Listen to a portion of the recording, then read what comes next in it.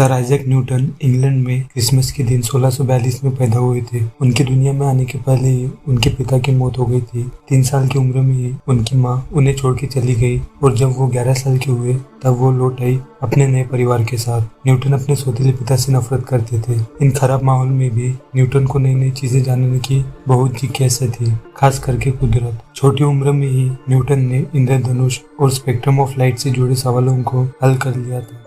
1661 में नौजवान आइजैक ने कैम्ब्रिज यूनिवर्सिटी के ट्रिनिटी कॉलेज में दाखिला लिया। आइजैक बचपन से ही पढ़ाई में हमेशा पीछे थे और ना ही उनका कोई दोस्त था। आइजैक ज्यादातर वक्त अपने कमरे में ही रहते थे और जियोमेट्री, पुरानी ग्रीक फिलोसोफर्स की किताबें और भाषाओं के बारे में पढ़ते रहते थे। वो space time, nature of matter और मोशन के बारे में गहरे सवालों में उलझे रहते थे। न्यूटन थोड़ा रहस्यवादी वैज्ञानिक थे।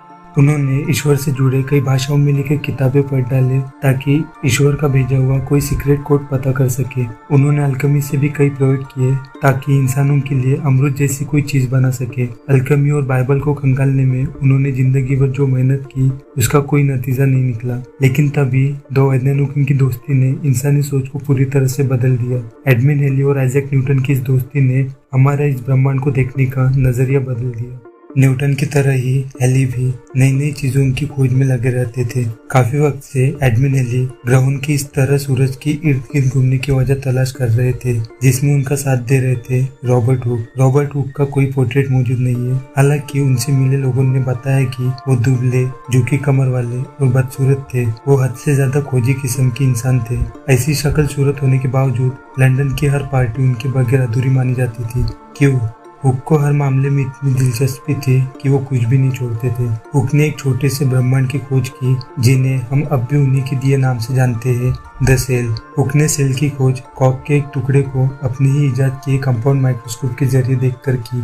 उन्होंने टेलीस्कोप में भी कई सुधार किए। टेलीस्कोप के जरिए देखकर उन्होंने जो एस्ट्रोनॉमिकल बॉडीज बनाई वो उन्हीं की पार की नजर का कमाल है। हुक अपने जमाने के सबसे बड़े एक्सपेरिमेंटलिस्ट थे। कॉइल स्प्रिंग की मदद से उन्होंने लॉ ऑफ इलास्टिसिटी की खोज की, जिसे आज हुक्स लॉ के नाम से जाना जाता है। उन्होंने एयर पंप के डिजाइन में भी सुधार किए, जो उस वक्त बहुत बड़ी टेक्नोलॉजी थी। लेकिन हुक भी एडमिन हेली के ग्रहों के घूमने की वजह को समझने में असमर्थ रहे।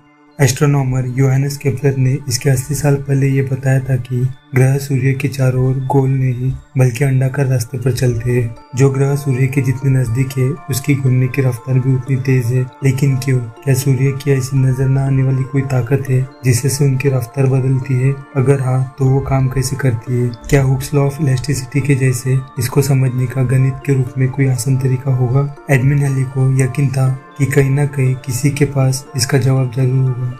कैम्ब्रिज का वो मैथमेटिशियन काफी होशियार था। उसने नेचर ऑफ लाइट से जुड़े बड़े सवालों को बेहद पहले ही सुलझा लिया था जब वो सिर्फ 22 साल का था और रिफ्लेक्टिंग टेलीस्कोप का भी आविष्कार किया। लेकिन आइजैक अंदर से बुरी तरह से टूटा हुआ था, क्योंकि रॉयल सोसाइटी में रॉबर्ट हुक ने यह दावा करा था कि रिफ्लेक्शन ऑफ लाइट की खोज उन्होंने की है। इससे आइजैक हुक पर बेहद गुस्सा भी थे और कुछ समय के लिए वो कैम्ब्रिज में चुपचाप अकेले अपने रूम में रहते थे। लेकिन हेली से हुई उस मुलाकात ने सब बदल दिया।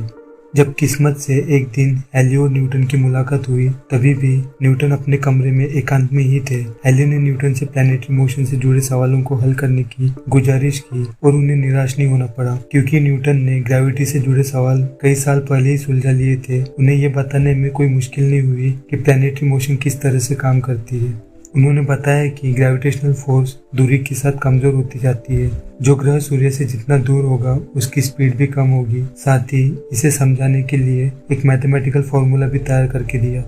न्यूटन ने हेली को इस ब्रह्मांड को सुलझाने की चाबी दे दी, जिसमें थे universal law of gravity, law of motion, space, time. Halley ने न्यूटन से इन सब की एक बुक तैयार करने के लिए कहा, जिसे वो रॉयल सोसाइटी की मदद से प्रिंट करवा के पब्लिश कर सके। न्यूटन ने बुक तैयार की और हेली की मदद से उसे पब्लिश भी किया। न्यूटन ने 3 वॉल्यूम्स लिखे, जिसमें अपने सिद्धांतों से उन्होंने पृथ्वी, चंद्रमा और ग्रहों की हर तरह की चाल को समझा दिया था। न्यूटन कमाल का दिमाग रखते थे। उन्होंने प्रकृति के नियमों को गणित की भाषा में समझाया और ऐसे फॉर्मूले बनाए जो सब पर लागू होते थे, सिर्फ चंद्रमा, ग्रहों, तारों और सभी पर।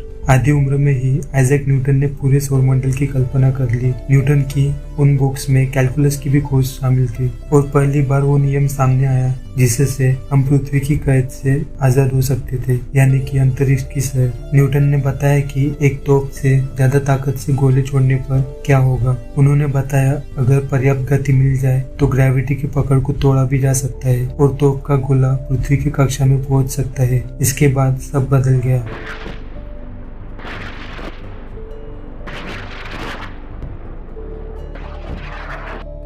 रॉबर्ट हुक की मौत बेहद पहले ही हो गई थी क्योंकि बुरी आदतों की वजह से उन्होंने अपनी सेहत खराब कर ली। कुछ महीनों बाद न्यूटन को उनकी जगह रॉयल सोसाइटी का प्रेसिडेंट चुना गया।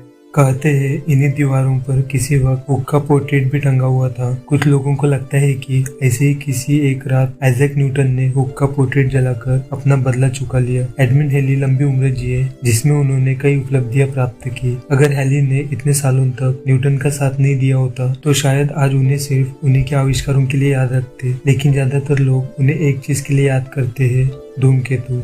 अगर आपको ये वीडियो पसंद आया तो लाइक और शेयर जरूर कर दीजिए, साथ ही सब्सक्राइब भी कर दीजिए और भी स्पेस वीडियोस के लिए। हैव अ ग्रेट डे और हमेशा की तरह थैंक्स फॉर वॉचिंग।